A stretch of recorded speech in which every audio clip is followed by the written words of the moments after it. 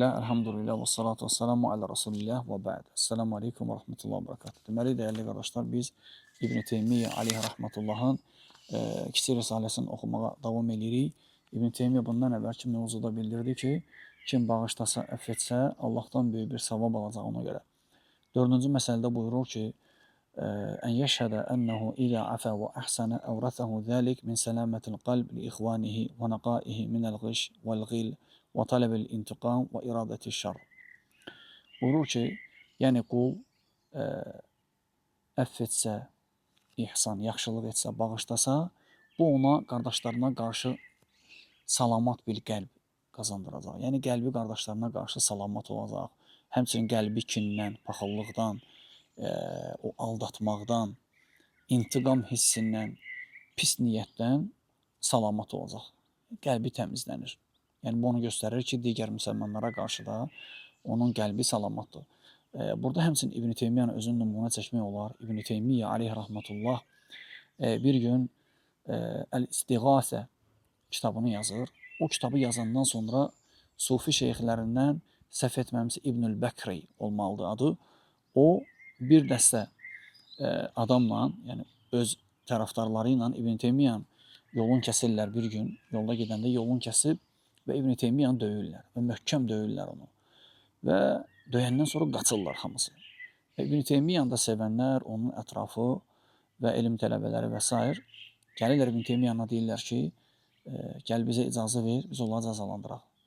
İbn Teymiyyə deyir ki, yox, icazə vermir. Deyir ki, əgər mənim haqqımdırsa bu məsələ mənim haqqımdırsa, yəni orada 3 dənə cavab verir onlara.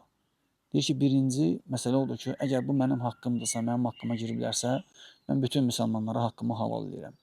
İkinci, əgər sizin haqqınızdırsa, məndən soruşmayın, nə istəyirsiniz eləyin. Təbii ki, bunların haqqı deyildi. Üçüncü isə, əgər bu Allahın haqqıdırsa, Allahın haqqına görə məni döyüblərsə, o zaman Allah gec-tez onlardan intiqamını alacaq və layiqli cavablarını verəcək. Və onlar qulaq asmırlar İbn Teymiyyə rahiməhullaha və həmin sufi şeyxin İbn Bəkrini axtarırlar və onun ətrafından. Və İbn Bəkri gizlənir və bilir ki, onlar onu döyəcəklər və cəzalandıracaqlar. Və sığınacağı yer tapmır. Və sonda elə İbn Teymiyyənin özünə müraciət eləyir, yalvarır, xahiş eləyir ki, məni onlardan xilas elə. İbn Teymiyyə onu götürür, sığınacaq verir ona, sən döyüb onu, subhanallah. Ağır məsələlərdir, böyük bir nəfs tələb edir insandan. Aparır onu sultanın yanına, başçının yanına, deyir ki, yəni mən onu bağışlayıram və şəfaatçilik edirəm ki, siz də onu bağışlayın. Və İbn Teymiyyə ona halallıq verir. Sultan da onu bağışlayır. Lakin onlar əl çəkmirlər. Həmin İbn Bakırını çox möhkəm döyürlər. Deməli, həmin o İbn Bakırı deyir ki, vallahi İbn Teymiyyə kimi adam görmədik. İbn Teymiyyə, Allah ona rəhmət etsin, İbn Teymiyyə peyğəmbərlərin özündə cəm elədiyi bir əxlaqı özündə cəm eləmişdi. Allahın peyğəmbərlərinin özlərində cəm etdiyi bir əxlaqı özündə cəm eləmişdi.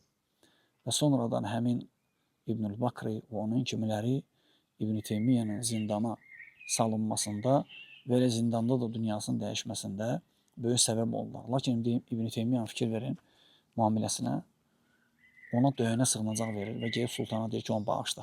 Mən onu bağışlayıram. Və bu onun qəlbinin təmizliyini göstərir. Elə o İbn Teymiyyə ki, belə bir risaləni yazıb. Deməli, burada buyurur ki, İbn Teymiyyə وَحَصَلُ لَهُ مِنْ حَلَاوَةِ الْعَفِّ مَا يَزِيدُ لَذَّتَهُ وَمَنْفَعَتَهُ عَاجِلًا وَآجِلًا عَلَى الْمَنْفَعَةِ الْحَاصِلَ لَهُ بِالْاِنْتِقَامِ أَضْعَافًا مُضَاعَفًا. Deyir ki, yəni kim bağışlasa, əffin ləzzətini duyacaq, əffin ləzzətini əldə eləyəcək. Amma intiqam almaqdan hansı ləzzəti alacaqdır? Öz intiqamını almaqdan hansı ləzzət alacaqdır? Bağışlayanda aldığı ləzzət ondan daha ləzzətli, ondan daha xeyirli, ondan daha mənfəətlidir. Və həmçinin burada ayəni gətirir. Əl-İmran surəsindəki ayəni Allah Teala buyurur ki, "Vallahu yuhibbul muhsinin." Allah bağışlayanları, əfv eləyənləri sevir. Və yasiru məhbuban lillah, bağışlaması ilə Allahın sevimlisi olacaq. Sonra buyurur ki, "Və yasiru haluhu halə men uxidə minhu dirhamun fa'ud alayhi ulufan minəd-danarir." Buyurur ki, bağışlasa onun halı o kəsin halı kimi olacaq ki, ondan bir dirhem alıblar, lakin ona qaytaranda ulufən minəddənəri, minlərlə dinar qaytarıblar. Ne üçün dirhem dinar deyir?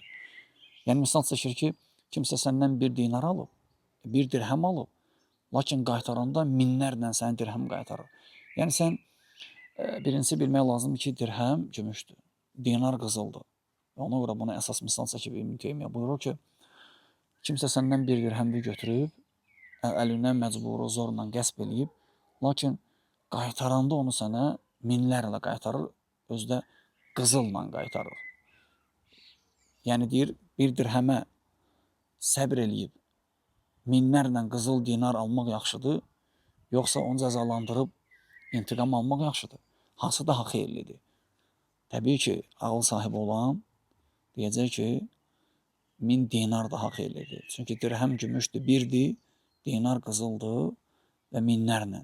Savabı yəni Allah qatında fəəcruhu alallah, onu deməkdir. Fəmən əfə və asləhə fəəcruhu alallah.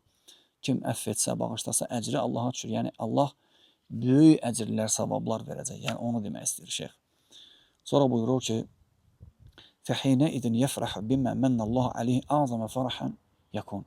Yəni bağışlayıb o 1000 dinarı aldığı gün Allahın yanında çox böyük fərəhlənəcək bağışladığına görə.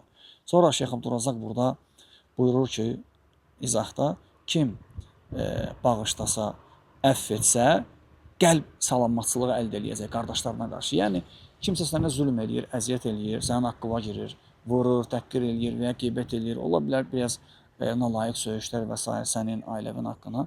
Sən düzdür, çətindir qardaşlar, lakin mövzu odur deyənə danışırıq. Bağışlasan deyir, bu sənin qəlbinin onlara qarşı nə qədər salamat olduğunu göstərir. Qəlbində intiqam hissi yoxdur. Qəlbində yalnız nə var? Mərhəmət, həmçinin bağışlamaq var. Sonra burada şeyx buyurur ki, insanların bəziləri intiqam almaq istəyir.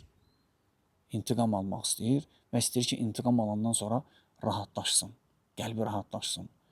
Və zənn eləyir ki, intiqam almaqla rahatçılığı əldə eləyəcək. Lakin məsələni deyir, başa düşmək lazım ki, məsələ tam əksdir. İnsan rahatçılığı əldə eləyir nə vaxt? Bağışlayanda, əff eləyəndə. Qəlbi rahat olur, həmçinin əffin ləzzətini dadır. Əffin ləzzətini əldə eləyir. Və sonra burada buyurur ki, bəzi insanlar elə düşünür ki, bağışlamaq insanın nəfsinə alçaqlığı gətirir. İnsan sanki uduzlu kimi olur. Belə deyildir, belə deyil. Həqiqətən də belə deyil. Allah Teala bunu bizə Quran-ı Kərimdə qeyd edib. Allah Teala buyurur ki: "Və la testəvil hasanatu və la seyyiə." Yaxşılıqla pislik eyni deyil. İdfə billati hi əhsən. Sən pisliyi yaxşılıqla dəf et. Fəidəllazi beynəkə və beynəhu ədavətun kəənnehu valiyyun hamin. Ola bilsin ki, sənin bu əxlaqın səbəbilə kiminlə ki, sənin aranda düşmənçilik var, ədavət var, o sənə pislik eləyən, düşmənçilik eləyən sənin möhkəm dostuva çevrilə bilər sənin üçün. Ona görə şeyx deyir ki, bağışlamaq, əff eləmək sənə zəlilliyi yox, sənə izzəti qazandırar. Ola bilsin, o sənə yaxın ola bilər, peşman olar və s. Xeyirləri çoxdur. Həmçinin Allah Teala başqa bir ayədə bildirir ki, Əsallahu ən yecələ beynəkum və beynəl-ləzīnə ədəytum minhum məvaddə. Ola bilsin ki, sizinlə kimin arasında düşmənçiliyi var, Allah sizin aranızda məvaddə, sevgi yarada bilər, məhəbbət yarada bilər. Oradan da belədir. Yəni, bağışlasan, intiqam almasan, sabahlar Allah Subhanahu taala münasibətləri düzəldəndə, bərpa eləyəndə sən peşman da olmayacaqsan ki, əlhəmdülillah, deyəcəksən ki, yaxşı ki, əff elədim, yaxşı ki, bağışladım. O necə deyirlər, yəni, dağ-dağa rast gəlməsə, insan rast gəlir, bir məclisdə oturursan, bir münasibətdə görüşürsən, artıq onda əffin ləzzətini dadırsan. Həm əff eləyəndə, həm də o məclislərdə. Sonra burada baxsaq biz ən gözəl nümunələrdən bağışlamağa Allahın Peyğəmbəri olan Yaqub əleyhissalamdır. O vaxt ki, evladları Yusuf əleyhissalama, digər evladına, ona sevimli olan o Yusufə zülm, əziyyət verəndə, o hadisədən sonra gəlib atalarından nə deyirlər? İstəğfirlənə, ya əbənə istəğfirlənə. Ey atacan, bizim üçün bağışlanma dilə. Bizim üçün bağışlanma dilə. Yaqub əleyhissalam onlara nə deyir? Lə tətribə aleykumul yevm, Yəğfirullahu ləkum və huve ərhamur rahimin. Bu gün sizə qınaq yoxdur. Bu gün sizə heç bir tənə qınaq yoxdur. Allah sizi bağışlasın və o rəhimlilərin ən rəhimlisidir.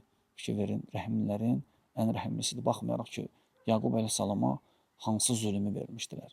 Uzun illər, lakin bağışladı. Həmçinin Allah Teala başqa bir ayda bildirir ki, deməli bu ayə Yusuf surəsi 92-ci ayə idi. Başqa bir ayda Allah Teala Ərəf surəsi 199-cu ayda buyurur ki, "Xuzil af, sən bağışla.